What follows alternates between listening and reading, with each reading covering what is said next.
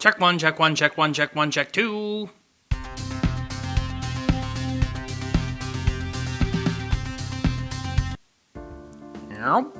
Hello, I'm Otto, and today we're going to talk about kind of a different kind of book. This is the Monogram Murders by Sophie Hannah. Now, this is actually a Poirot novel.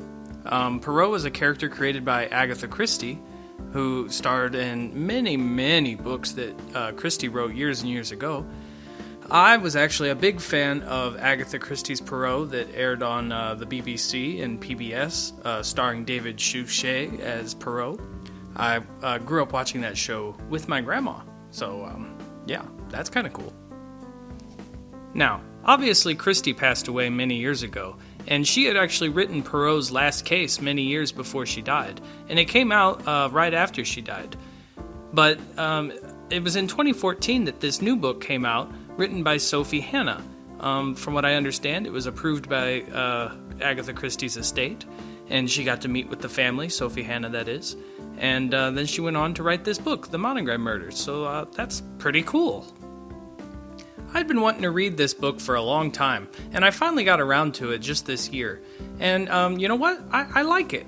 As a big fan of Poirot, I was pretty worried that it wasn't going to capture the essence of the character or the kind of mysteries that Christie wrote. I mean, let's be honest. Agatha Christie is the queen of mystery crime novels, so to follow in her footsteps was an unenviable task for Sophie Hannah. But I think she did a pretty good job. One of the intelligent things that Sophie Hannah did was to create a new character named Edward Catchpole.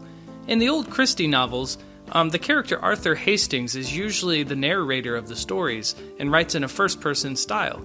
So Hastings' voice was basically Agatha Christie's voice. And so to avoid trying to imitate that style completely, Sophie Hannah created her own character to narrate the story.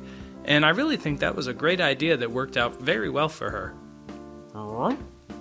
The Monogram Murders is set during a period in Poirot's career that Christie didn't write that very much about, so that kind of works in Sophie Hannah's advantage too. Poirot meets a young woman who seems to be in danger, but doesn't give him all the details. So as he goes about the rest of the adventure, he's always trying to figure out what this woman was all about and who she was, and it creates a lot of intrigue. Sophie Hannah does a lot of good work at creating a mystery that feels similar to Christie, if not exactly the same. One excellent part about this book is how well Sophie Hannah captures the character of Poirot. He sounds like Poirot, he acts like Poirot, and he even gives his big elaborate speech at the end of the book, just like Poirot always is supposed to. She definitely went out of her way to make the little gray-celled man feel like he's supposed to. While I can't compare the twist at the end of this book to something like Murder on the Orient Express, it is a twist, and it is a decent one.